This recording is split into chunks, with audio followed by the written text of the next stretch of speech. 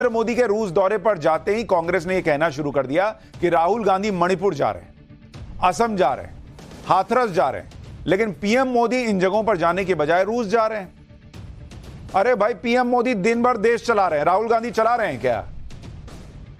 विपक्ष के नेता हैं, सरकार में तो है नहीं, ज्यादातर टाइम खाली है, तो इधर से उधर जहां उनको जाना चाहिए अपनी पॉलिटिक्स के लिए जा रहे हैं।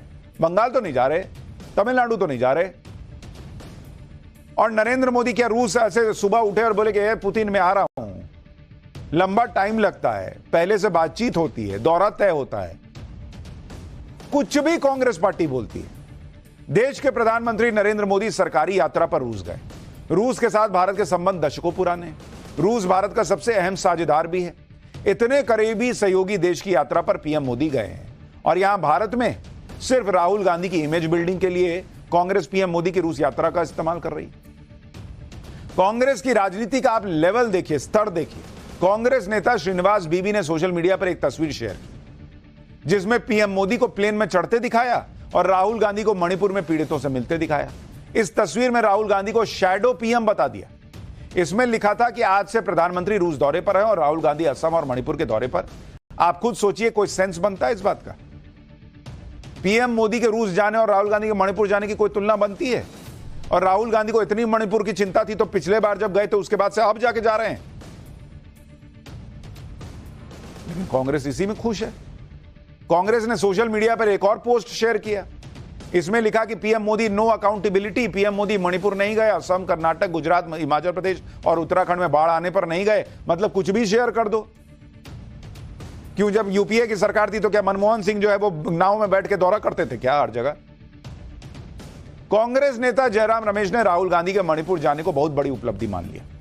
जयराम रमेश गिनाने लगे कि राहुल गांधी इतनी बार मणिपुर गए लेकिन पीएम मोदी एक बार भी नहीं गए। जरा जयराम रमेश को सुनिए, लॉजिक सुनिए उनका, फिर आपको इंडी गठबंधन के एक और धुरंधर बयानबाज नेता के बारे में बताता हूं। नॉन बायोलॉजिकल प्रधानमंत्री मॉस्को जा रहे हैं। राहुल जी नेता प्रतिपक्ष लोकसभा में हैं, वो मणिपुर गए हैं। ये तीसरा दौरा है उनका मणिपुर में, 3 बार जा चुके हैं, ये तीसरी बारी है। और ये दिखाता है, और ये पिछले 17 महीने में प्रधानमंत्री ने मणिपुर के बारे में कुछ कहा ही नहीं। मणिपुर के मुख्यमंत्री से नहीं मिला है, मणिपुर के राजनीतिक पार्टियों से नहीं मिले हैं, सांसदों से नहीं मिले हैं, विधायकों से नहीं मिली हैं, और मणिपुर तो गए ही नहीं, कुछ 4-5 घंटे के लिए भी नहीं गए हैं। जयराम रमेश को शायद पता नहीं, लेकिन प्रधानमंत्री नरेंद्र मोदी ने इससे पिछले वाले कार्यकाल में भी मणिपुर पे बयान रखा था और अभी राज्यसभा में भी मणिपुर पर बोले थे। लेकिन अंदर रहिएगा तब न सुनाई देगा बॉस। सुनाई सब देता है इन लोग को, लेकिन पब्लिक ना सुने ये चाहते हैं। और गृह मंत्री लगातार, अमित शाह जो है वो वहां के हालात पर चर्चा कर रहे हैं, मीटिंग कर रहे हैं, मुख्यमंत्री से बात हुई है, खुद गृह मंत्री वहां जाके कई बार रहे हैं मणिपुर में। इससे पहले मैंने आपको पाठशाला में बताया था, जब हिंसा हुई थी या कभी घटना हुई, क्या कांग्रेस के प्रधानमंत्री जाते थे क्या? कांग्रेस को लग रहा है कि राहुल गांधी असम गए, मणिपुर गए तो ठीक, लेकिन पीएम मोदी रूस गए तो जैसे वो अपने निजी दौरे पर गए। यही हाल उद्धव ठाकरे की शिवसेना का भी है। संजय राउत जो अपने अतरंगी बयानों के लिए मशहूर हैं, वो एक नई थ्योरी ले आए भाई। संजय राउत ने कहा कि पीएम मोदी विदेश यात्रा करते रहेंगे और जब वो विदेश में रहेंगे तो भारत में उनकी सरकार गिरी होगी। सुनिए संजय राउत को, फिर बताऊंगा कि पीएम मोदी का रूस दौरा कितना इंपॉर्टेंट है। इतने इंपॉर्टेंट दौरे पर विपक्ष कितनी हल्की पॉलिटिक्स कर रहा है, पहले वो देखिए, फिर इस दौरे का महत्व समझाता हूं। मॉस्को जाएंगे, मॉस्को के बाद यूक्रेन जाएंगे। दोनों का वार रुकवा दिया है ना, पापा ने वार रुकवा दिया है, तो दोनों देश में जाएंगे मोदी जी।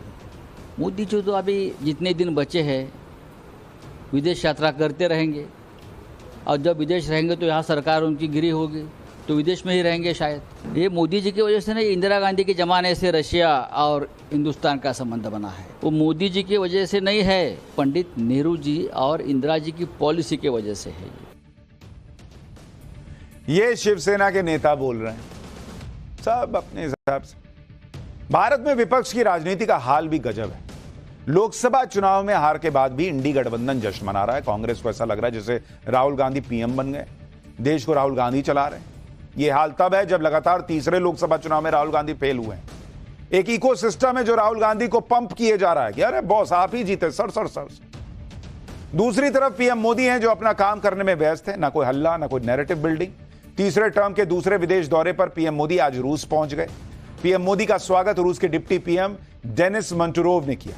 रूस में 2 डिप्टी पीएम हैं और जब चीन के राष्ट्रपति जिनपिंग रूस गए थे तो जिनपिंग को भी डिप्टी पीएम ने ही रिसीव किया था। फर्क यह है कि डेनिस मंटुरोव जिनपिंग को रिसीव करने वाले डिप्टी पीएम से सीनियर हैं। एयरपोर्ट पर पीएम मोदी का शानदार स्वागत हुआ। पीएम मोदी को गार्ड ऑफ ऑनर दिया गया। उसके बाद पीएम मोदी एयरपोर्ट से होटल के लिए निकल गए, जहां बड़ी संख्या में इंडियन कम्युनिटी के लोग उनको देखने के लिए जमा हुए थे। पीएम मोदी ने होटल में भारतीय समुदाय के लोगों से बात भी की। बच्चे भी उत्साह में पीएम मोदी को देखने के लिए आए हुए थे। पीएम मोदी ने बच्चों से भी बात की। सुनिए पीएम मोदी से मिलने के बाद लोगों ने क्या कहा है, फिर आपको बताऊंगा कि इस दौरे का महत्व क्या है और इसके मायने क्या है। हमें बहुत खुशी हुई, आज हम प्रधानमंत्री से हम मिले और हमें बहुत खुशी हुई। Very grateful that I got the opportunity to meet our prime minister of India, और वो आज मॉस्को आए थे। आज हमारे माननीय प्रधानमंत्री जी मॉस्को रूस की 2 दिवसीय यात्रा में आए हैं। हमें बेहद खुशी हुई, अभी उनसे मुलाकात हमारी हुई। बहुत अच्छा एक्सपीरियंस था मोदी जी से मिलके। मैंने उनको पहली बार जिंदगी में देखा, उनसे एक बार हैंडशेक किया, बहुत अच्छा लगा उनको देख के और हम सब बहुत खुश हुए। जो विश्व के एक नेता होने जा रहे हैं बहुत बड़े, उनसे मिलकर के बहुत अच्छा लगा और ये हमारी रूस और भारत की जो मित्रता है वो और सुदृढ़ हो और अच्छी हो। भारत माता की जय, वंदे मातरम, वंदे मातरम, वंदे मातरम। पीएम मोदी इस विदेश यात्रा में रूस के अलावा ऑस्ट्रिया भी जाने वाले हैं। अब आप देखिए पीएम मोदी का शेड्यूल क्या है। भाई 8 और 9 जुलाई को पीएम मोदी रूस में रहने वाले हैं। इसके बाद 9 और 10 जुलाई को पीएम मोदी ऑस्ट्रिया में होंगे। 1983 के बाद ऑस्ट्रिया जाने वाले वो पहले प्रधानमंत्री हैं। यानी पीएम मोदी रूस के साथ भारत के संबंधों को मजबूत तो कर ही रहे हैं, वहीं 40 साल में ऑस्ट्रिया जाने वाले पहले प्रधानमंत्री भी बन गए। रूस पीएम मोदी की यात्रा को कितना महत्व दे रहा है वो इस तस्वीर से आपको दिख जाएगा कि ये यूरोप का सबसे लंबा फ्री स्टैंडिंग टावर है। इस पर भारत का तिरंगा चमक रहा है। आप देखिए वहां भारत का तिरंगा चमक रहा है। पीएम मोदी के रूस दौरे पर निकलते ही कांग्रेस ने एंटी मोदी बटन एक्टिवेट कर दिया कि दबाओ, और हमेशा की तरह बिना लॉजिक वाले सवाल उठाकर फेक नैरेटिव सेट करने की कोशिश की। कांग्रेस नेता जयराम रमेश ने लिखा कि पीएम मोदी के कार्यकाल में रूस के साथ पहले की तुलना में भारत का व्यापार घाटा बढ़ गया है। भारत का रूस को एक्सपोर्ट कम हुआ है, रूस से इंपोर्ट बढ़ गया है। रूस की सेना में 50 भारतीय नागरिकों की भर्ती पर भी सवाल उठाते हुए कहा कि क्या पीएम भारतीय नागरिकों की सुरक्षित वापसी सुनिश्चित करेंगे।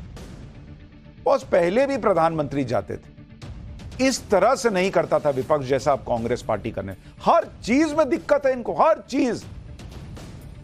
कांग्रेस जो आरोप लगा रही है कि भारत और रूस में एक्सपोर्ट और इंपोर्ट का बैलेंस बिगड़ गया है, व्यापार घाटा बढ़ गया है, उसकी सच्चाई भी सुनिए। भारत और रूस के बीच व्यापार घाटा बढ़ने की वजह रूस का कच्चा तेल है। यूक्रेन युद्ध के बाद कोई देश रूस से तेल नहीं खरीद रहा था। उसी दौरान रूस ने भारत को हेवी डिस्काउंट पर सस्ता कच्चा तेल ऑफर किया। वित्तीय वर्ष 2023 में $31 बिलियन का कच्चा तेल भारत ने खरीदा। जब दुनिया कह रही थी कि मत कीजिए बॉस, नरेंद्र मोदी भारत के फायदे के लिए कच्चा तेल खरीदते रहे। और वित्तीय वर्ष 2024 में $46.49 बिलियन का कच्चा तेल खरीदा।